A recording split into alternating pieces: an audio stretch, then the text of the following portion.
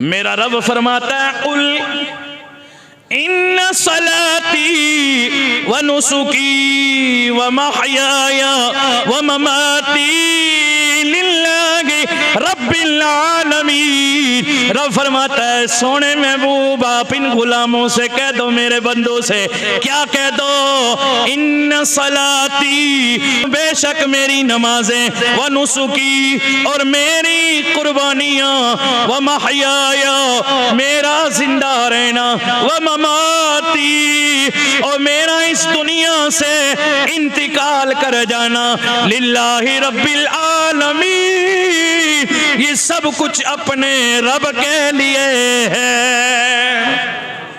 ये सब कुछ अपने बड़े ज़ौक़ व शौक़ के साथ लोग जनाब इस वक्त खरीद फरोख्त कर रहे हैं। क्या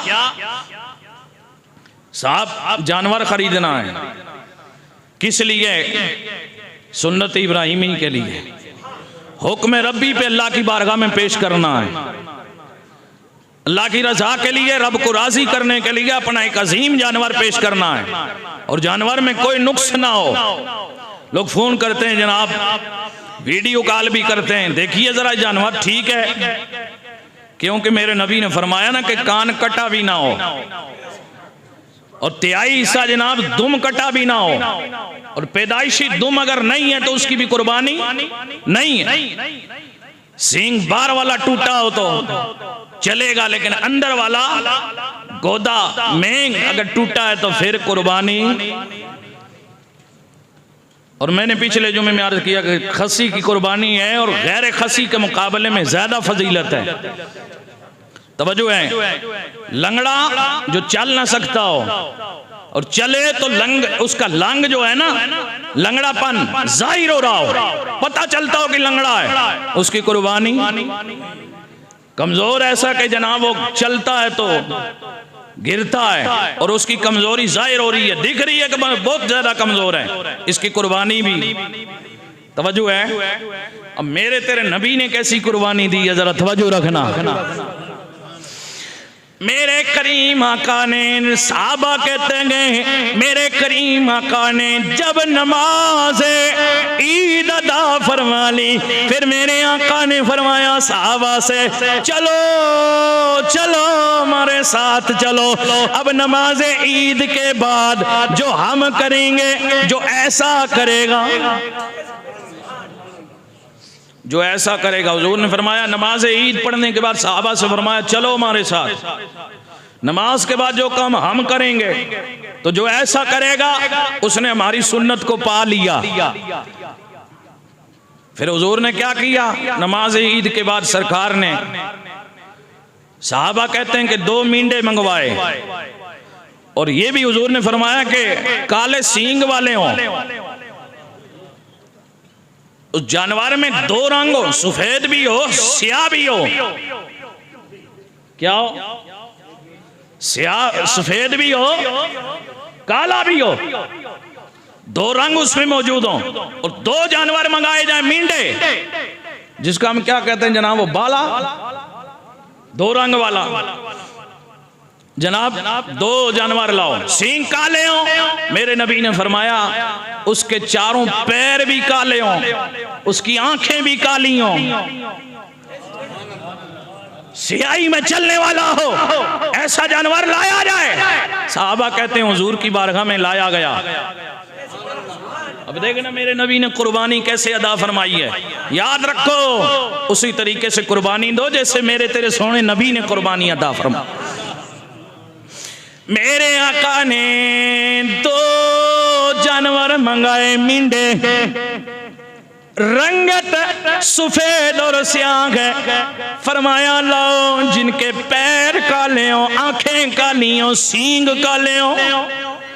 लाए गए मेरे आका की खिदमत में, मेरे नबी ने फरमाया मेरी छुरी लाओ, छुरी लाई गई, मेरे आका ने इन चतकुबरे जानवरों को, मिंडों को जमीन पे बाएं पहलू के बल लेटा दिया, फिर मेरे आका ने दायां पैर जानवर के पहलू के ऊपर, दाएं पहलू के ऊपर रखा, फिर उसके बाद मेरे आका ने छुरी को तेजी के साथ तकबीर पढ़ते हुए चला दिया।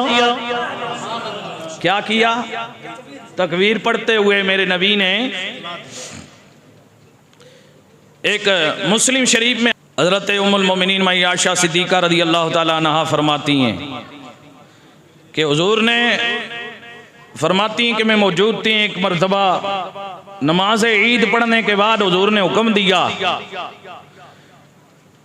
कि स्याह रंग का जानवर मींडा पेश किया जाए और जिसके पैर भी काले हों,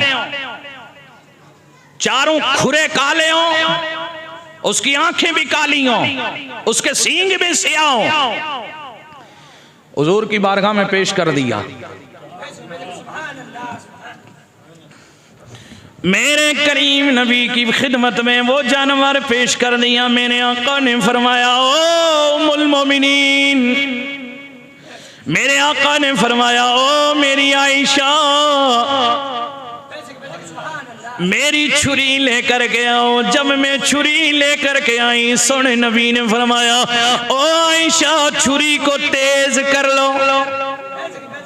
क्या करो? पता चला कि जानवर को ज़िबा करने से पहले छुरी को अच्छी तरह तेज कर लेना चाहिए। कई जगह जनाब वो छुरी चलती नहीं और जानवर को अज़ाब होता है, तकलीफ होती है, ये शदीद गुनाह है। तो छुरी को पहले तेज कर लिया जाए।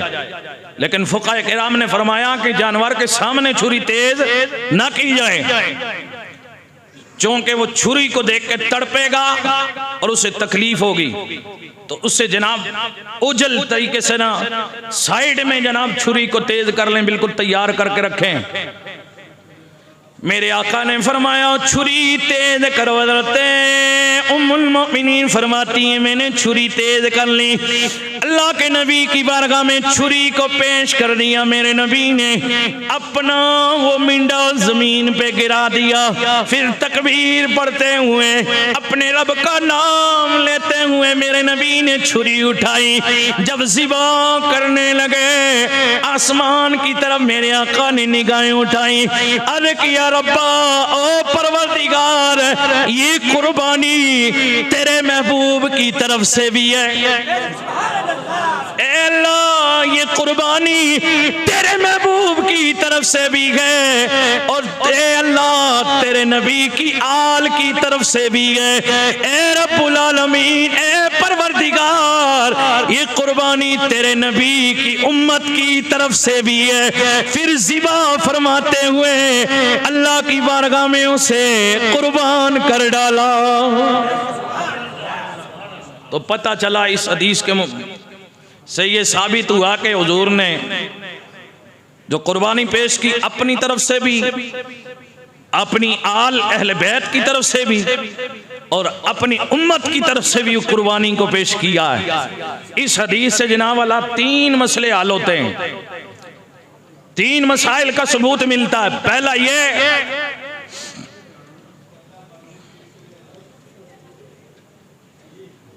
पहला मसला ये साबित होता है कि जिस बंदे की कुर्बानी है वो खुद ज़िबा करे।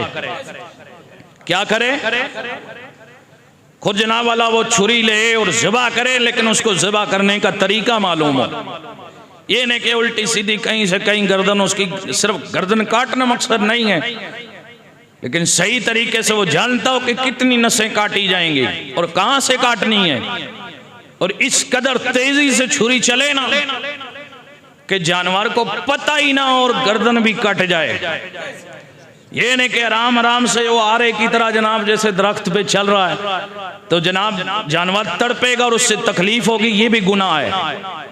हुक्म यह है कि इतनी तेजी के साथ छुरी जानवर पे चलाई जाए कि पता ही ना और छुरी आर पार हो जाए। थोड़ा बाजू में दम रखें और तरीका सीख लें, जिसकी कुर्बानी वो खुद ज़िबा करे, उसके बाद जनाब वाला वो चाहे खुद साफ करें या अगर कसाई हज़रात मौजूद हैं उनसे कराएं, जैसे आप चाहें। लेकिन अफजल और बेहतर और ज्यादा सवाब ये है कि जिसकी कुर्बानी है वो खुद अपने हाथ से ज़िबा करे। तवज्जो है, इसलिए कि कुर्बानी के दिनों में हुज़ूर ने फरमाया कि अल्लाह की बारगाह में कुर्बानी के जानवर के खून बहाने से अफजल, उससे बेहतर कोई दूसरा अमल नहीं है। तवज्जो है, हाँ, अगर खुद ज़बह नहीं कर सकता है तो वो इजाज़त दे दे, वो इजाज़त दे दे ज़बह करने वाले के लिए कि जनाब आप मेरी तरफ से ज़बह करो। हाँ, एक जो और मैंने देखा कुछ जगहों में लोग आते हैं और इधर उधर की जो हवाई बातें और हवाई मसले होते हैं ना, उन पे लोग ज़्यादा तवज्जो देते हैं, उनको ज़्यादा मानते गए। लेकिन अगर मिंबर पे सही शरीयत बयान की जाए तो उस पे लोग ज़्यादा तवज्जो नहीं देते। कुर्बे क़यामत का दौर है, क्या कर सकते हैं।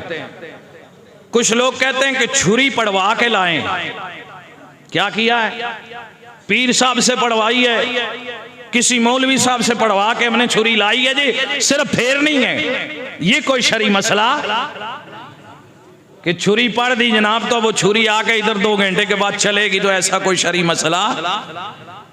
ये गलत फहमी है, ये सरासर जहालत के मसाइल हैं, दीन से इनका कोई ताल्लुक नहीं है। अलबत्ता जो ज़बह कर रहा है उसके लिए लाजिम और ज़रूरी है कि वो तकबीर पढ़े, वो तकबीर पढ़ते हुए ज़बह करे।